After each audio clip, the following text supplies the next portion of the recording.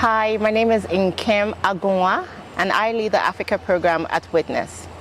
Witness is a human rights organization that works at the intersection of video and technology in the pursuit for justice and accountability. We work with communities, human rights defenders and activists, journalists to use video and technology effectively and safely in the pursuit of their justice goals. And this is important to us because video is such a powerful force for change.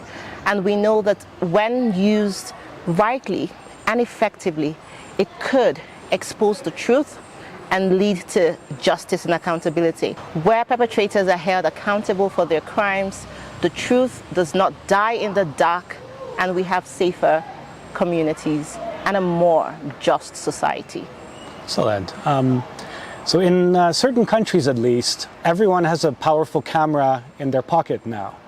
How do different people use video and visuals to protect and defend human rights? Can you talk about human rights organizations, journalists, activists, investigators, courts, communities? How do these different people use video? We have a program which we've called the Video as Evidence program.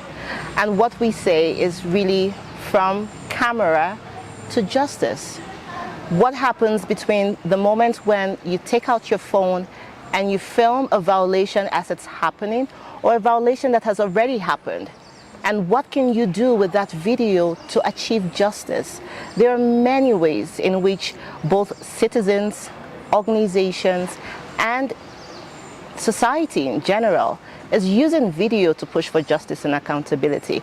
In the last 10 to 15 years, we have seen a proliferation of smartphones with mobile phone cameras, and we've seen the birth of citizen journalism, where everyday people, frontline documenters, can document rights violations in real time and expose injustice where they happen.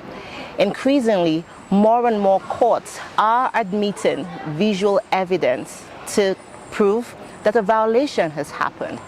Videos are being relied on by activists, by communities to advocate for policy change, to cause a behavioral change within their community, to memorialize the narratives of their people, the truth that they uphold, and unfortunate violations that they may have suffered. Okay. So you've mentioned the word evidence a couple of times already. What is evidence, and how can journalists, human rights defenders, or witnesses collect visual evidence? Evidence is any piece of material, information, or data used in a legal case to prove or disprove an argument, a claim, or an accusation. And there are different forms of evidence. Witness testimony is a form of evidence, expert opinion, and also photos and videos and different forms of documentation are forms of evidence. Visual evidence could be such an integral part of a legal case that judges can rely on in reaching a conviction. But we must also remember that visual evidence is not only useful within the court of law. You can use it under various circumstances to pursue diverse justice goals, from advocacy to campaigns to memorialization to truth and reconciliation efforts. Visual evidence could play a key role within those pathways.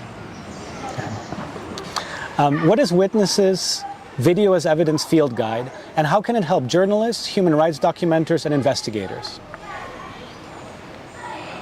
In an ideal world, we would want a situation where, should a violation happen, or when it happens, there are trained journalists, trained lawyers, or investigators who would make their way to the crime scene and are able to document key pieces of evidence that will be used for justice and accountability efforts. But we know that we live in such an imperfect world. And when violations happen, often the first line of defense are the citizens who are eyewitness to that atrocity. And with a simple mobile phone camera in their hands, they can document critical pieces of evidence that would help prove that this violation happened, and in some instances, who was the perpetrator. And that's essentially what the witness field guide on video as evidence is. It is putting the right resources in the hands of field documenters so they can document safely and effectively to the highest evidentiary standard where possible. Excellent. How have visuals been used to prove an international crime? Can you give us some examples? That is such an important question.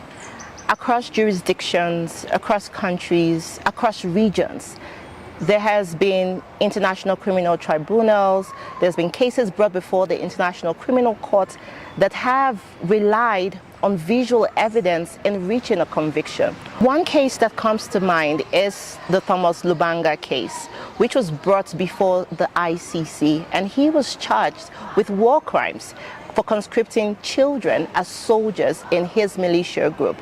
And that conviction relied in part to the visual evidence that was documented by a citizen journalist who, after a training organized by a witness, went into the camps and documented people who seemed to him as children, who had guns that they shouldn't have any business holding in the first place, and who were part of Thomas Lubanga's militia.